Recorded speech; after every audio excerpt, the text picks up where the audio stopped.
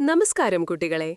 ഇന്ന് നമ്മൾ 9ാം ക്ലാസ്സിലെ ഹിന്ദി പാഠാവലിയിലെ വളരെ മനോഹരമായ ഒരു കവിത ബഹുത് ദിനോം കെ ബാദ് വളരെ നാളുകൾക്ക് ശേഷമാണ് ചർച്ച ചെയ്യുന്നത്.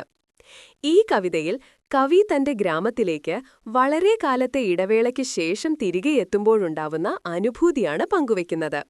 നഗരത്തിന്റെ തിരക്കുകളിൽ നിന്നും മടുപ്പിൽ നിന്നും മോചിതനായി ഗ്രാമത്തിലെത്തുമ്പോൾ അവിടത്തെ ഓരോ കാഴ്ചകളും ശബ്ദങ്ങളും രുചികളും സ്പർശങ്ങളും അദ്ദേഹം മനസ്സ് നിറയെ ആസ്വദിക്കുന്നു. ജീഭർ പഴുത്തു നിൽക്കുന്ന സ്വർണ്ണ നിറമാർന്ന നെൽക്കതിരുകളുടെ ചിരി, നെല്ലുകുത്തുന്ന പെൺകുട്ടികളുടെ കുയിലിന്റേതുപോലുള്ള മധുരമായ പാട്ട്, കനം കുറഞ്ഞ ഗ്രാമീണ പാതകളിലെ ചന്ദനം പോലെ തോന്നിക്കുന്ന പൊടി, പുതിയ മരച്ചീനിപ്പൂക്കളുടെ മൗൾസിരി സുഗന്ധം, ഇഷ്ടപ്പെട്ട നാടൻ വിഭവങ്ങളായ താൽ മഖാന, കരിമ്പ് എന്നിവയുടെ രുചി, ഇവയെയെല്ലാം കവി തന്റെ പഞ്ചേന്ദ്രിയങ്ങൾ ഉപയോഗിച്ച് പൂർണ്ണമായി അനുഭവിക്കുകയാണ്. ഗ്രാമത്തിന്റെ പ്രകൃതി സൗന്ദര്യത്തോടും ജീവിതത്തോടുമുള്ള കവിയുടെ അഗാധമായ ബന്ധവും സ്നേഹവും ഈ കവിത വരച്ചുകാട്ടുന്നു. ഇനി നമുക്ക് കവിതയുടെ മലയാള പരിഭാഷ ഒന്നു നോക്കാം. വളരെ നാളുകൾക്ക് ശേഷം നാഗാർജുൻ. വളരെ നാളുകൾക്ക് ശേഷം ഇത്തവണ ഞാൻ മനസ്സ് നിറയെ കണ്ടു പഴുത്ത സ്വർണവർണ്ണമായ വിളകളുടെ പുഞ്ചിരി. വളരെ നാളുകൾക്ക് ശേഷം. വളരെ നാളുകൾക്ക് ശേഷം ഇത്തവണ ഞാൻ മനസ്സ് നിറയെ കേട്ടു നെല്ലുകുത്തുന്ന കൗമാരക്കാരികളുടെ കുയിലിന്റേതുപോലുള്ള മധുരഗാനം. വളരെ നാളുകൾക്ക് ശേഷം. വളരെ നാളുകൾക്ക് ശേഷം ഇത്തവണ ഞാൻ മനസ്സ് നിറയെ മണത്തു മരച്ചീനി പൂക്കളുടെ മൗൾസിരി കൂമ്പാരമായ പൂക്കൾ. വളരെ നാളുകൾക്ക് ശേഷം.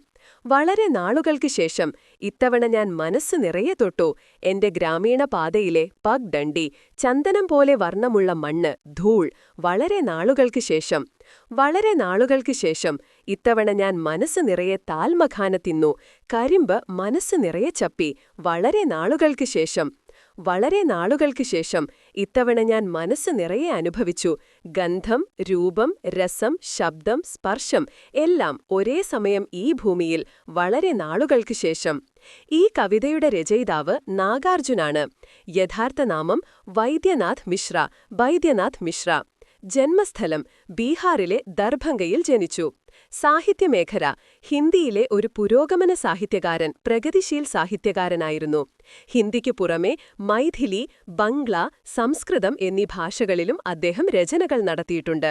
പ്രധാന കൃതികൾ സദരംഗെ പങ്കോംവാലി, രതിനാഥ് കി ചാച്ചി, ബൽചന്മ, വരുൺ കെ ബേട്ടെ എന്നിവ പ്രധാനപ്പെട്ട നോവലുകളും കാവ്യസമാഹാരങ്ങളുമാണ്. ബഹുമതികൾ ഭാരത് ഭാരതി സമ്മാൻ, സാഹിത്യ അക്കാദമി പുരസ്കാരം എന്നിവ ലഭിച്ചിട്ടുണ്ട്. ജീവിതകാലം ജനനം 1911 ജൂൺ 30, മരണം 1998 നവംബർ 5.